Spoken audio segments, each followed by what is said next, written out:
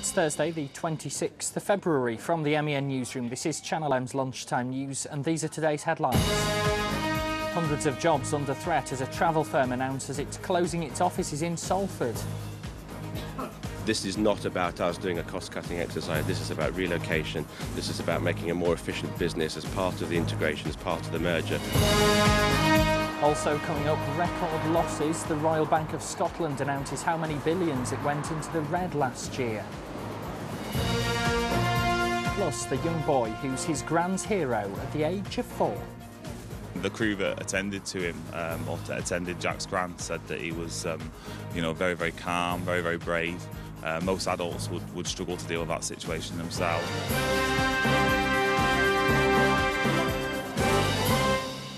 Good afternoon. First today, 300 staff at a travel firm in Salford could be about to lose their jobs. TUI is shutting its office there and workers are being forced to either move or leave the company. Nina Warhurst sent this from their offices on Peel Cross Road. Well, TUI Travel was formed in 2007 when Thomson Holidays merged with First Choice, and it's here at First Choice House in Salford that around 300 members of staff are waking up to the fact that there probably won't be jobs for them here by the end of the year, and that's because their positions are being relocated to parts of Bedfordshire, South Wales and the Midlands. Now, a representative from TUI did come out and, as you might expect, put a positive spin on the move, and I asked him, could he categorically guarantee that members of staff from Greater Manchester would all be offered a relocation package? Yes, they will. Yes, they will. And if they want to relocate, there will be roles available for them. I stress this is not about us doing a cost-cutting exercise. This is about relocation. This is about making a more efficient business as part of the integration, as part of the merger that we undertook 18 months ago. The timing is unfortunate, and it's always unfortunate when people are put at such risk. Well, as I'm sure you can imagine, staff here don't necessarily see it in the same way. They won't come on camera, but they have told us off the record that this has come as a complete shock and totally out of the blue. Now, earlier we spoke to one man whose wife works here at First Choice House. Now, he said 3 months ago she was transferred here from Thomson Holidays and turned down a redundancy package. He said if they'd have known that this was in the pipeline, they would have cut their losses when the job market was better. Circumstances change, the different circumstances at different times. We're obviously an ever-changing business, and space has now become available in offices that there wasn't a space there 3 months ago.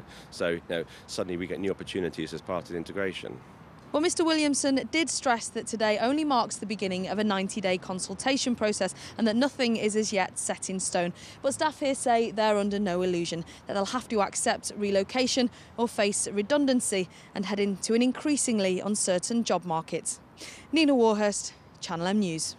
Thanks, Nina. Well, one of the workers at TUI Travel has contacted Channel M to say they don't want to relocate to Coventry and Luton because they have children, mortgages and families around Manchester.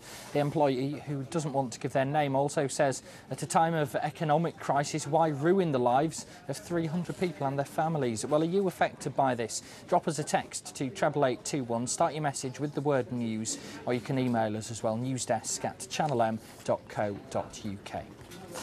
Britain's biggest insurer, Royal Sun Alliance, is to cut 1,200 jobs by the middle of next year. The company has a big centre in Manchester. The news comes despite a pre-tax profit of more than £750 million. The Royal Sun Alliance says it wants to deliver a £70 million saving within the next 12 months. The Royal Bank of Scotland announced the biggest annual loss in UK corporate history. RBS, which had to be bailed out by the government last year, says it went £24 billion into the red during 2008. The bank's announced a shake-up of its operations and hasn't ruled out substantial job cuts. There's been criticism of RBS after it came out former boss Sir Fred Goodwin is already drawing a pension of £650,000 a year at the age of 50. Next, a 4-year-old boy has been given an award for helping his gran when she fell over in her bathroom. Jack Dalglish managed to help her call his mum to explain what happened and then unlocked the door to let the ambulance crew inside. I've been to meet him. They get Grandma up and they helped Grandma. I was getting Jack to clean his teeth and then he cleaned them. That's when I fell, really. Coming out of the bathroom, and then I fell. It was really good because he passed me the phone and I showed him what to do. And then when he'd done it, I got it off him and said I'd fallen to my daughter. She has fallen quite a few times, and the fact that Jack was there as well just made it worse, you know, and she wanted me to go down, but I didn't have a key or anything, and so my husband went down to check everything was okay, but we had to check that Jack could open the door, and he managed to do that. He unlocked the door and let them in, really, because I couldn't do anything on the floor.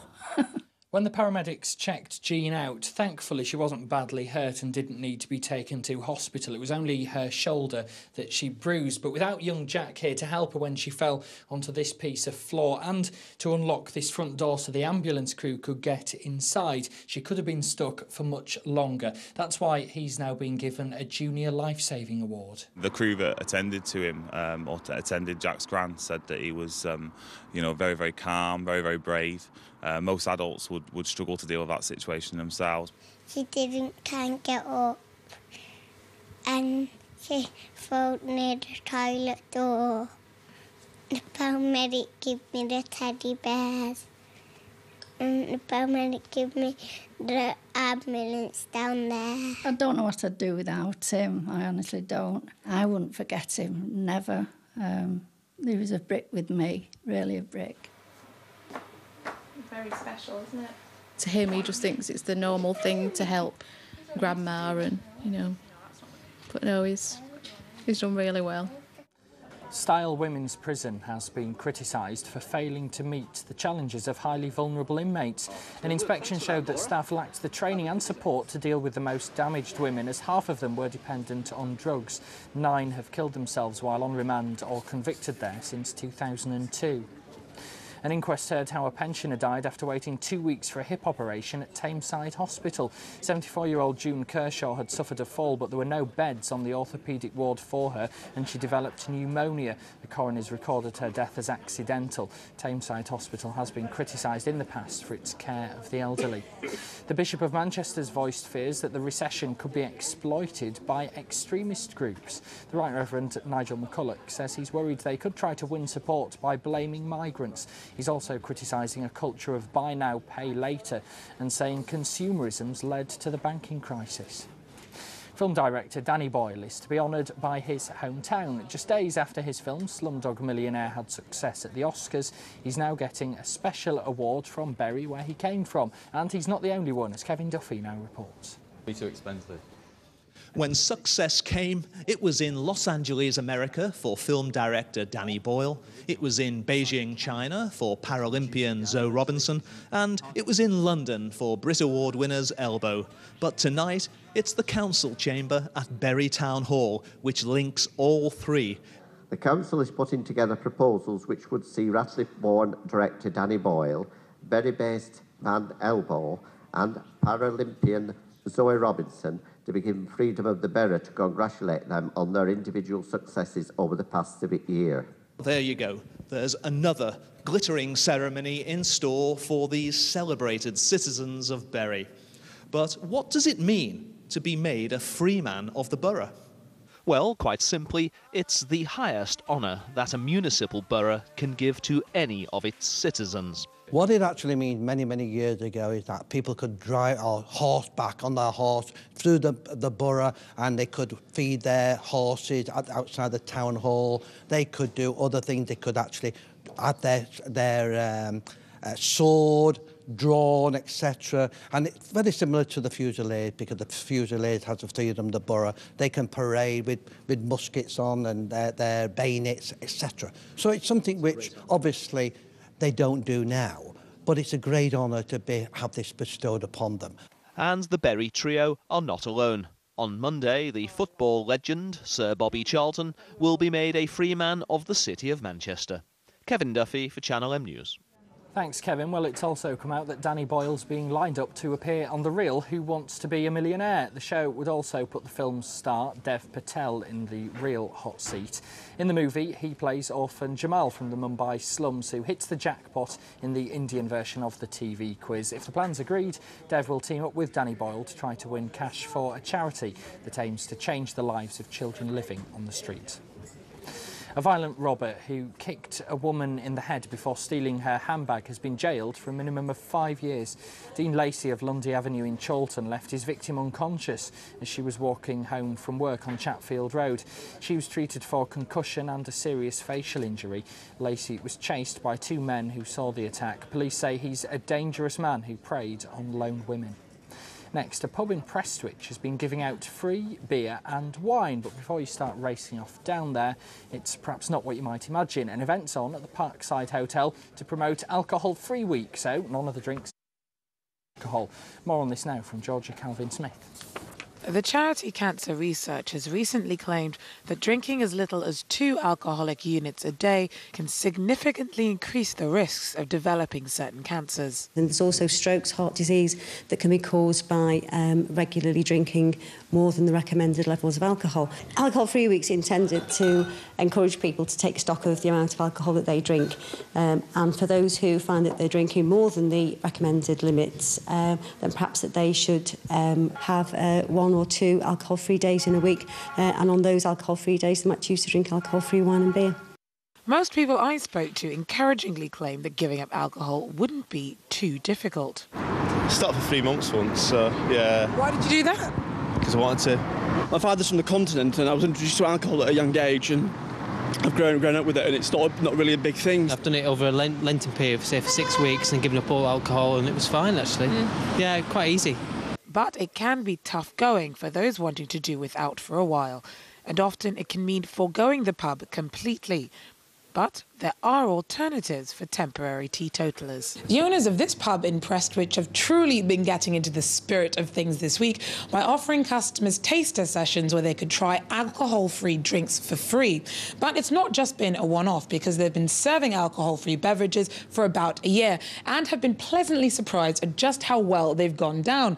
So, John, what first of all drove you to think about serving alcohol-free drinks in your pub? Well, after the downturn in trade, after the smoking ban came in effectively, we decided to look at various ways of increasing trade, and this seemed one of them. We get people coming in who would normally stay at home when they're on medication, etc., etc. So we're not losing customers really, and that's what it's a compliment to the trade. It really is. Alcohol-free week runs until the 3rd of March, which isn't too long a time to try out being a healthy living teetotaler. Plus, another bonus of taking advantage of non-alcoholic options is that you can get away with drinking on the job. Georgia Calvin-Smith, Channel M News. Time now to take a look at the lunchtime sports headlines, and here's Mike with some early team news ahead of the 4th test in Barbados. That's right, thank you, James. And it looks like Ravi Bopara, he's the man to replace Andrew Flintoff as number 6 as England look to square the series against the West Indies. Tim Ambrose, he's going to replace Matt Pryor. Spinner Graham Swan has been past fit, although there are doubts surrounding Steve Harmison, who may be dropped after some recent inconsistent performances. Manchester City face FC Copenhagen in the UEFA Cup this evening, and having already changed his formation a number of times this season, Mark Hughes hasn't ruled out tinkering with his squad once again for tonight's must-win game. It's something that we're obviously looking at, because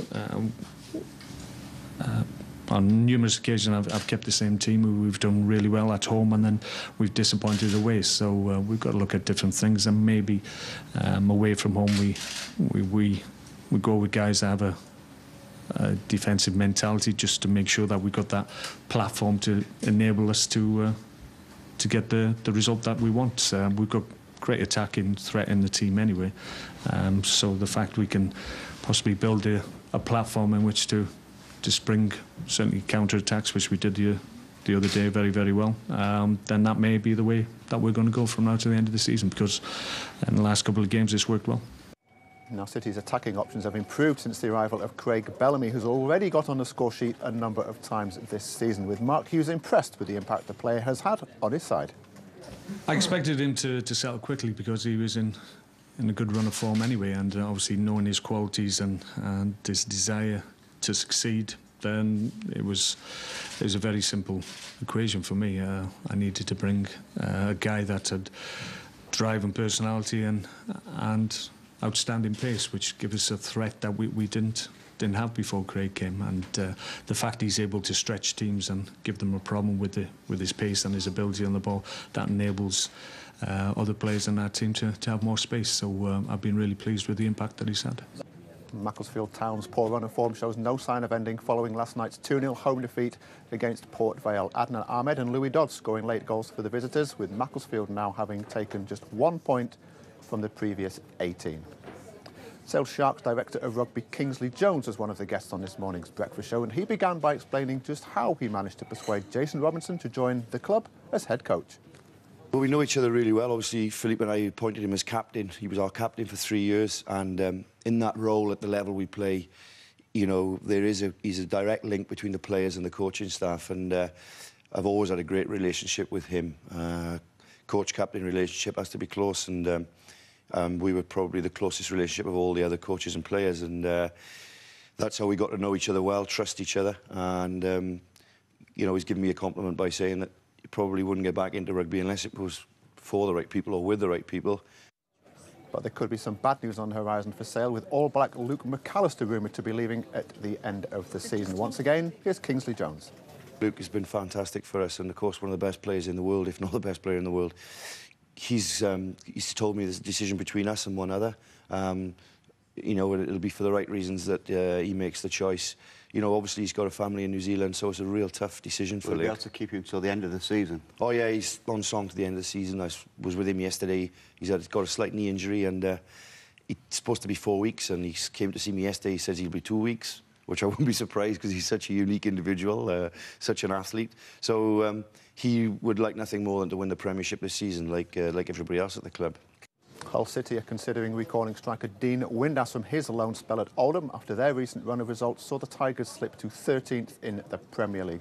Stockport County boss Jim Gannon believes he could still be in charge for the Edgeley Park game against Huddersfield on Saturday, and that's despite having spoken to Brighton about their vacant manager's position. Gannon has said he will spend the next couple of days discussing a potential move with his family. And finally for tonight, good luck to the Manchester Phoenix ice hockey team who face the Newcastle Vipers in the knockout semi-final in Altrincham. That's it from me for now, but please try and join Sam Goodman at 5 o'clock, who'll be revealing the new nickname for Levenshulme Olympic boxer Joe Murray.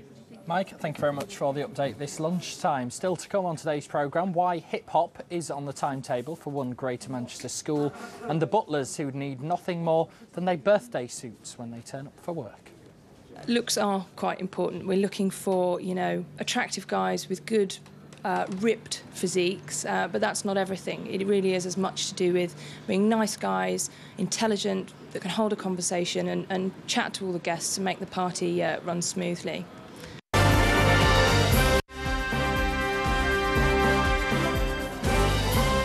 Welcome back to Channel M's Lunchtime News. We've got all the top stories from across Greater Manchester every day between 12 and 1 o'clock. Don't forget as well, they're also online at channelm.co.uk. Plenty of reports on there at the moment, including a new cancer breakthrough at the Christie and pictures from some dramatic early morning drugs raids here in Manchester as well. That's at channelm.co.uk.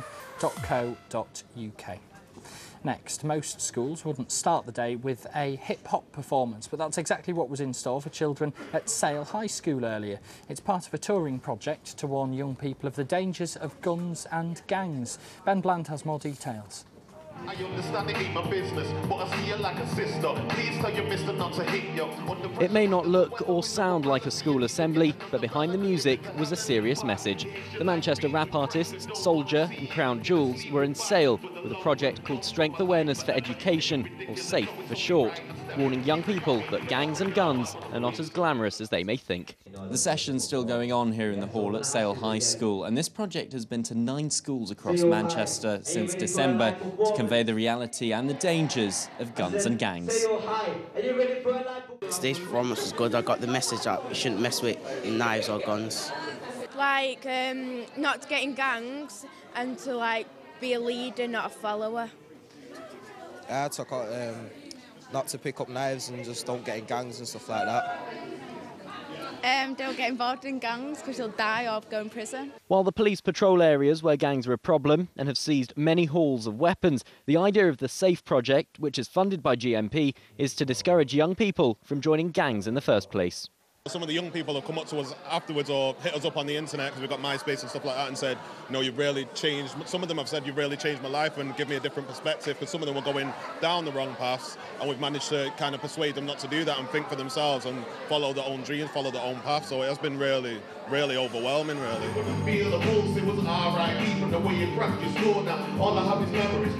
So something a bit different from double maths, but hopefully just as valuable a lesson. Ben Bland, Channel M News. A gang of armed robbers have threatened a family at their shop in Rochdale. The men went to Ask Manufacturing on Lower Tweedale Street and held a handgun to the head of the owner and his 17-year-old daughter. Another offender brandished a pair of scissors. The robbers stole money and a mobile phone before escaping in a 4x4 and a Volkswagen hatchback. Figures just out show London gets more money for transport than Manchester. The Passenger Transport Executive Group says the government spends nearly £700 a person there compared to £300 here. Blakely MP Graham Stringer's described the imbalance as an outrageous north-south divide. Council tax in Bury is going up by almost 5%. That means Band D properties will pay £66 extra a year. The rise comes after the council announced it was £4.5 million in the red.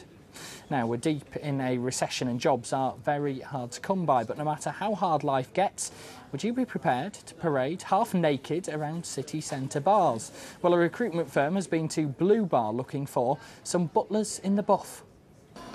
Tonight we're doing a recruitment audition. We've been doing a tour across the UK.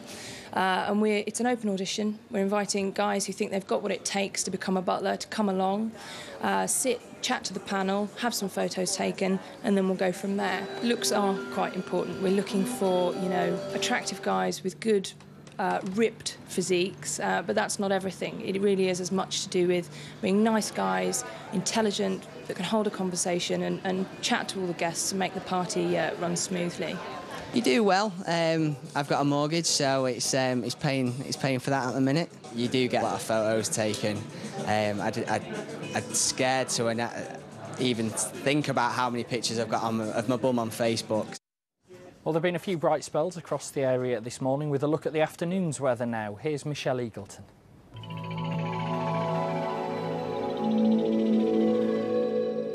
Well, there has been a real chill in the air this morning, and this afternoon pretty much the same picture. Highs are between 7 and 9 degrees for you. That's what we're expecting across Greater Manchester, and really we are going to see a little bit of those showers creeping their way through now we are into the afternoon. They've been absolutely trying to plague us all morning, but it stayed mainly dry across the region. It was very dismal and dark. A lot of heavy cloud this morning, starting from about 8 o'clock onwards. We did see a lot of that around, and some wind creeping in from the easterly direction. That wind has died down. Now we're into the afternoon, but as I say, those showers are imminent, and they are going to be quite heavy as well, staying with us all afternoon and into the evening. Overnight should die out slightly, but unfortunately they are on the way back, because Friday is looking quite rainy for you. Highs of just 9 degrees. Saturday not too bad, it's staying dry with highs of 10, and the best news of all is Sunday and Monday are looking really nice. We're even seeing a little bit of sunshine.